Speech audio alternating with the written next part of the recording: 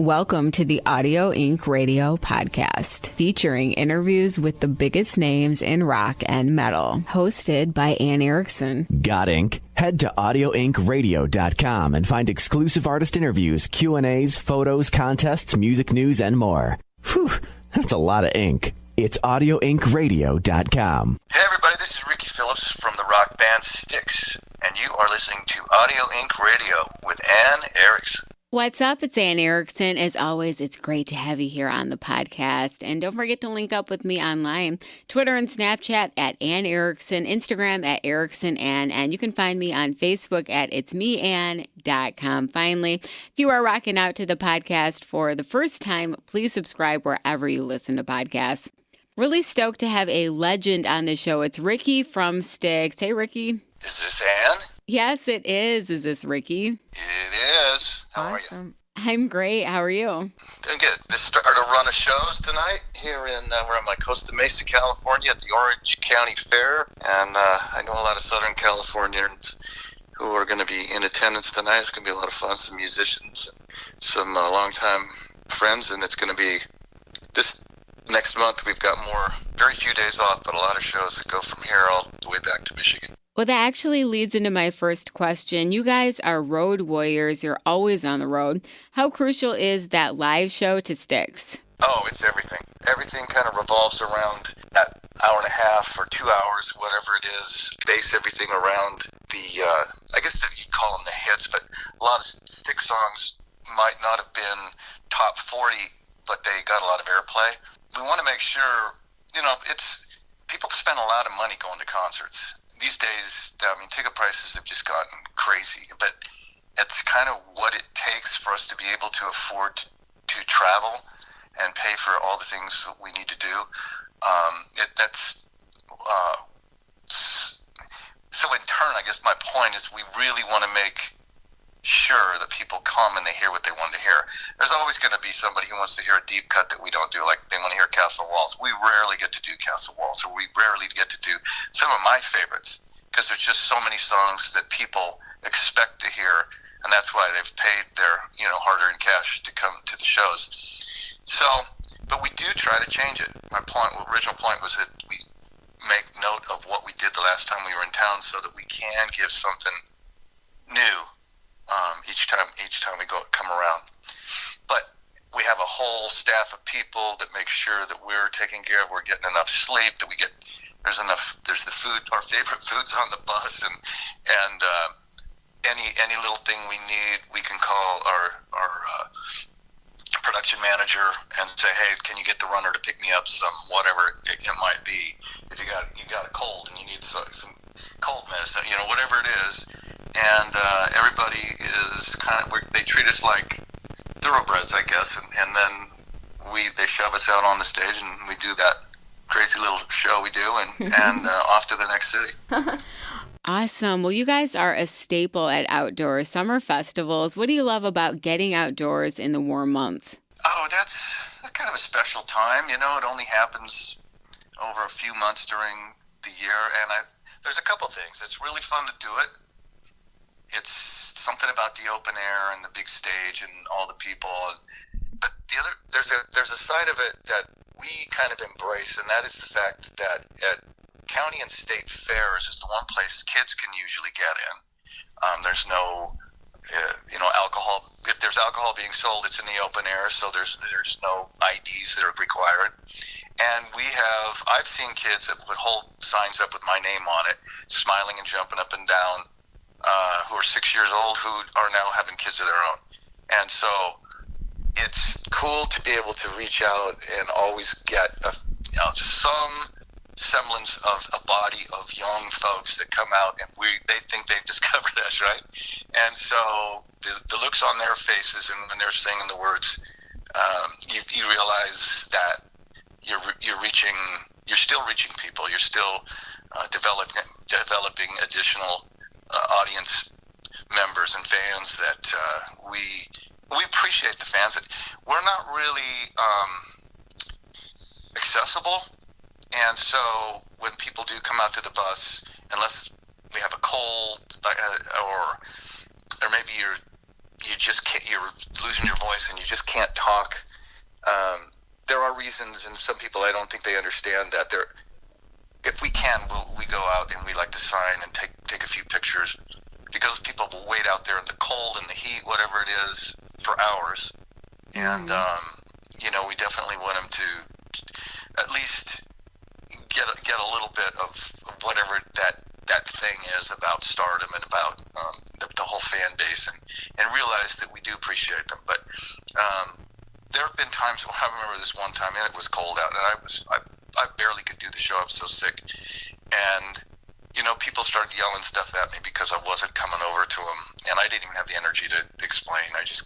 Whoever was kind of helping me get to the bus was just kind of covering me up from the cold, and that was it. But I hope people do realize that if we can, we'll be there for them. It's been a few years since you released The Mission, and I think it's really cool that Styx continues to release new music. Why is it important to you guys to keep writing and releasing new stuff? Probably selfish reasons, because it's certainly not a monetary reason. I think we record records now. We didn't for 14 years. And we realized we wanted to make a record.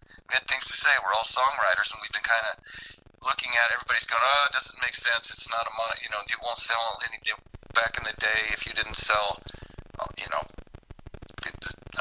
what's a gold record, 500,000, and those were, anything less than that was really a failure.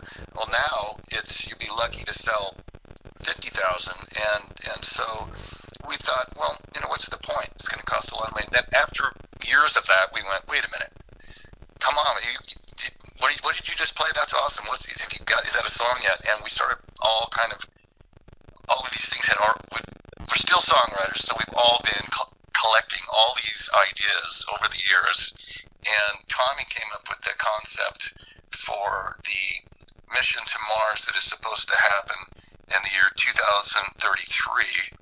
And it just developed and got bigger and better. And the next thing I know, we're in learning the material and developing it. And now we're in Blackbird in Nashville, and we're recording it, and it sounds pretty damn good. And I'm going, wow, this isn't just exercising something for our own egos. This is actually really good. We all kind of, at the different times, were realizing, man, this is good. And everybody was so pent up and just waiting to, show what they could do. And ideas were flowing, and our chemistry in Styx is pretty strong.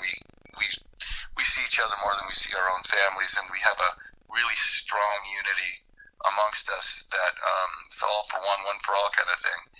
And so we see, a little bit of tension at certain points if somebody really wants to fight for a point, but there's very little of that. And if somebody is going for that, that they're doing it for a reason. So you listen, and if it pans out, you throw something in, and it does always become sort of a group effort.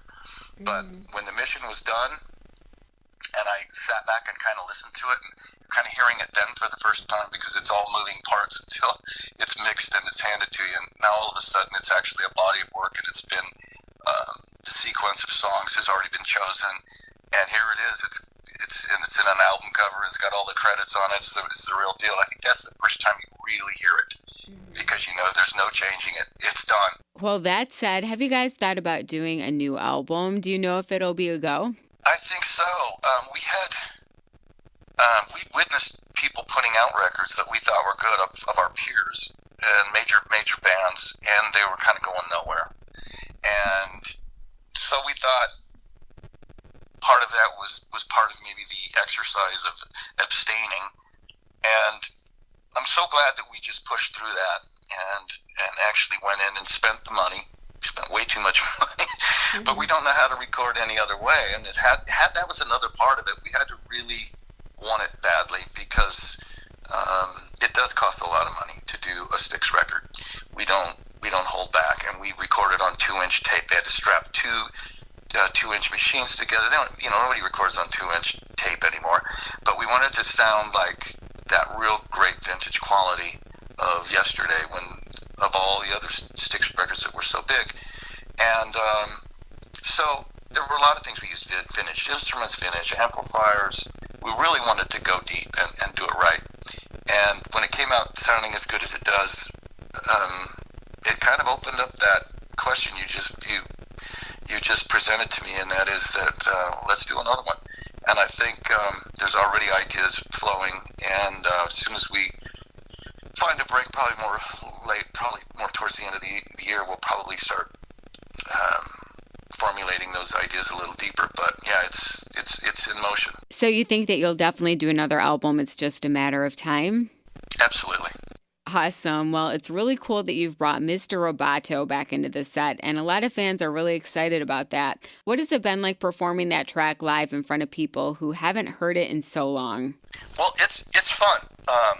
If I can be dead honest, I wasn't a huge fan of that song when it first came out, because I had become a Styx fan from touring with them when I was in a band called The Babies, and John Wade, the singer in The Babies, and we used to think, what is the craziest band? There's 3 lead singers. They all sing completely different when they sing together. It's this great sound. They went from heavy music to very poppy music, but big vocals and sort of a positive attitude.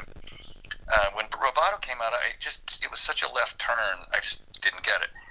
But we play it balls out. I mean, it is a full-on rock and roll experience when we play the song, which might be a little bit. We don't change the song. It's the same song. We play the same parts. But I think as that song was being developed, sometimes you write a piece of music, and then, well, I do anyway. I'll hear something I've recorded, and I'll go, oh God, why didn't I do this, or why didn't I do that, or you know what?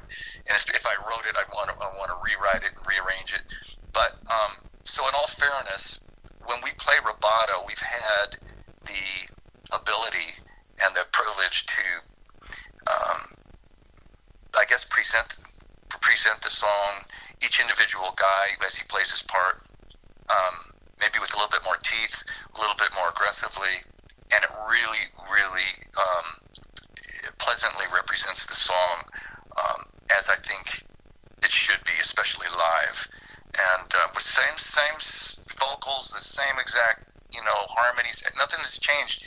But this band, this group of guys has got a special chemistry, and something happens that's a little bit extra. And I think it's working. The fans seem to be loving it. What are your thoughts on the state of rock and roll? When you tour the country and the world, do you feel like rock is in a good place? Wow, that's an interesting question. I don't know, would be probably the most honest answer. I hope so. I think that with the advent of, and I don't put down building tracks and the way music is being constructed more than performed these days. I don't put it down, because there's an art form to that too. And the more I listen to it, the more I hear it, the more I realize how amazingly creative the people who are doing it are.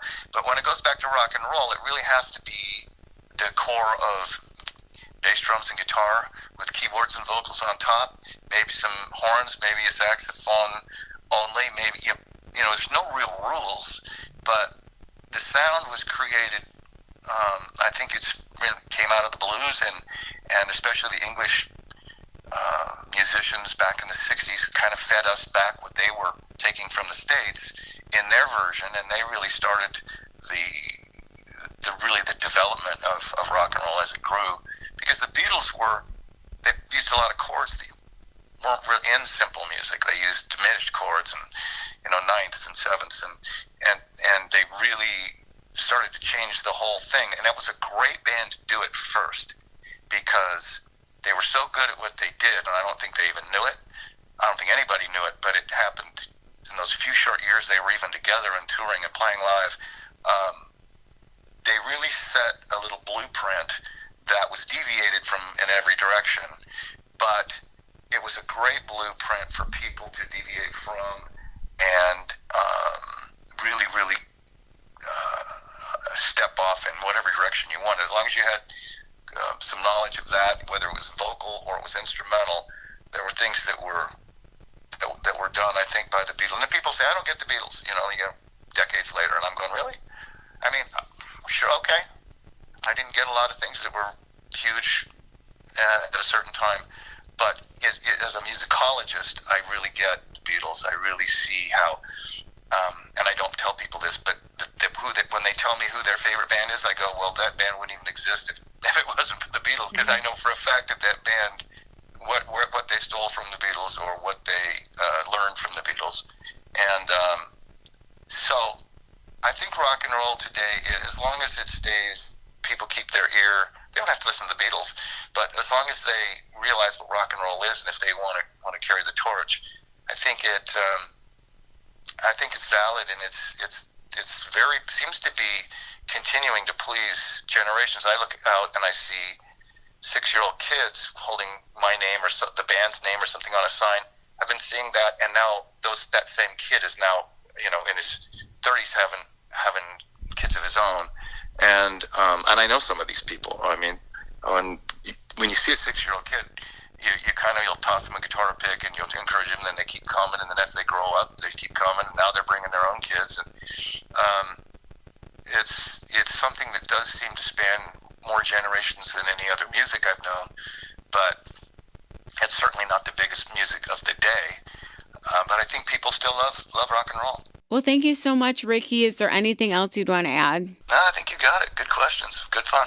Thank you, Ricky. We'll see you on the road. All right, you got it. Thank you. It's the cutting edge of new music and the forefront of rock. It's Audio Inc. with Anne. Thanks for listening to another episode of the Audio Inc. Radio podcast. Subscribe to our channel so you never miss an episode. Get inked online at audioinkradio.com. I'm Anne Erickson for the Audio Inc. Radio podcast.